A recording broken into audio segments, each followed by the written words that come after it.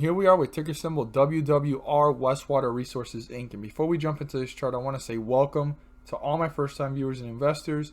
Welcome to my channel, Invest for Tomorrow. To all my subscribers, welcome back, and let's jump into this chart. So Westwater has been in a bearish run for quite some time now, since October 7th. Slightly broke through the 50-day moving average, looking like there was momentum here on the 15th to the 16th. And since that point, it's been falling. And today, it actually broke through the 50-day moving average and continued to fall. So our support and resistance have slightly moved. And let's go ahead and see what is important for tomorrow. So yesterday's resistance level has slightly moved a little bit lower. And also yesterday's support level has slightly moved up. But yesterday's support level is important. It's the lowest point reached way down here at 395.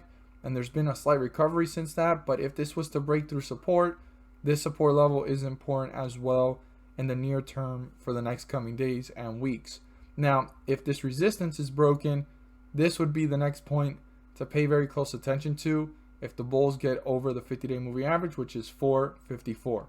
Now, it's currently at 405, and for the bulls to gain momentum and get back into the 50-day moving average, they need to break through it. And that's 431. That would get them back into bullish territory, and their next step is the resistance. That's ideally what they want to break through. But before getting to the resistance, they have to break through 431, because when we're below it, the bears are in control, and once we're above it, the bulls are gaining control. So 431 is the first step, but ideally, this is the highest point before the fall, which is 439. The bulls want to turn that into a support so they can break away from the 50-day moving average in an upward direction. So super important for the bulls to turn 439 into a support and start to reach newer highs and newer levels of resistance. On the other hand, we have our support. This is currently at 405. It's already in bearish territory.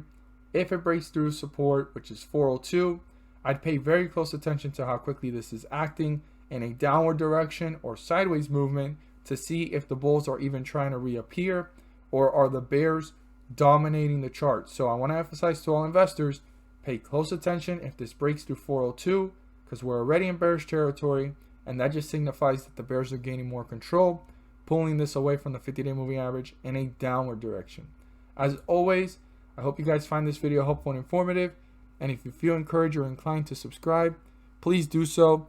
Don't forget to click on the bell to turn on all notifications and not miss a single video that I post. Share this with your friends and community. And don't forget to hit that like button to let me know you watched this video. Thank you guys so much for watching, and let's make some money. At the end of this video, there's going to be a pop-up video, and I go into detail about the S&P 500 index and how it's been rising up several points on scheduled dates. What happens on those scheduled dates, which are the dates that I circled here on the chart and we're going to see for ourselves? Well, the S&P 500 index rises up several points, and by doing so, they're bringing up several ticker symbols, not all of them, but most of them, up with them. And these ticker symbols are rising up 30 cents to $3 per share. And I know it doesn't sound like a lot, but per share, that does add up. And one thing I am really big on is profits. If you put $1 into the market and you get out with $2, you've made profits. You've done what the whole purpose of being in the market is for, to maximize profits and minimize losses. And with the Federal Reserve pumping the markets on these scheduled dates, bringing the S&P 500 index up also brings up individual ticker symbols with them. And again, 30 cents to $3 may not sound like a lot of profit per share, but that does add up. And like I say, profits are profits. So we're going to look here at some of the dates so that you guys can see what I talk about in the video. And it's a weekly series. I wouldn't want you guys to miss out on it. Definitely click on the video as it pops up at the end of the video and check it out. But here we are with one of the first pumps in the scheduled dates pumps. So the first one, since the last time that they had released this, they released this on September 14th, and the next one's coming up on October 14th, which is like a week from now. And on the 15th, they scheduled it.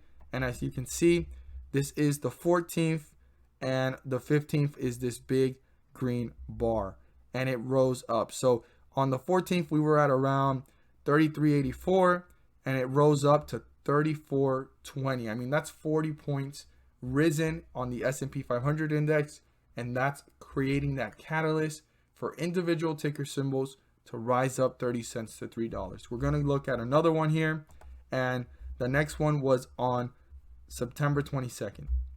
And here we are on the 21st after falling from that last pump, and the market had been falling, and you could see that there is volatility on every single day of the market before the dates of the pumps, but on the dates of the pumps are the days that the most green happens. For the most part, not every time, but for the most part. But on the 21st, which was a Monday, it was rising up and it rose up to this point here. And the next one was the 22nd. So this is the last 21st candlestick and this is the first 22nd candlesticks. And we were at 32.70. This one rose up all the way up here to this point right here. This was the last 22nd candlestick to 33.19. I mean, if we go back, we were at 32.70, 33.19. That's almost 50-point jump here for the S&P 500 index. And again, individual ticker symbols rose up with it, and it created that catalyst a little bit before the anticipation, and on that date, it rose up. Now on this next pump, which was a little bit different, there was a catalyst formed beforehand, and it rose up to these highs on the 28th of about 33.59. It actually dipped on the date of the next pump, which we see it here, which was on the 29th of September. And the next one was on the 6th, which just happened yesterday.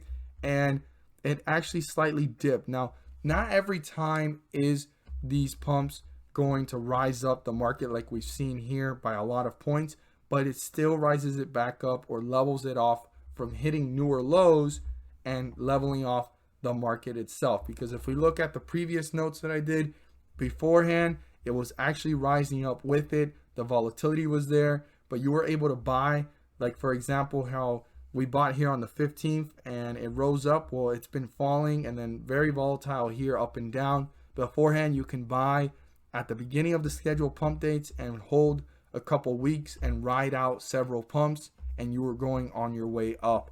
But right now, even as the market's going down, it's a great opportunity to take advantage of the fact that the Federal Reserve is pumping the markets and there's an opportunity to make profits. So here we are on the 29th, and it fell to lows of 33.28 and it rose up to these highs here of 33.49. I know it doesn't sound like a lot, but that's still a 20-point jump after dipping and recovering, and then it continued to work its way up to newer highs. Now here on the 6th, which on the 5th it started to rise, it leveled off. This is the last candlestick of the 5th coming up right now, and we're about to see it here. Yes, this is the last candlestick of the 5th, and it rose up, and all the way to the last candlestick of the 6th, it rose up another 20 points. I mean, we're down here and it ended up around here. So right now, something I'm noticing is that these pumps are creating less of an effect on the market, but it's creating that upward direction from falling to newer lows, but it's still helping the market rise up. And even though the S&P 500 index is rising several points, there are individual ticker symbols rising up, like I said, 30 cents to $3. Check out the video. I go into more detail. I don't want you guys to miss out on this great information. Click on it, and thank you guys so much for watching, and let's make some money.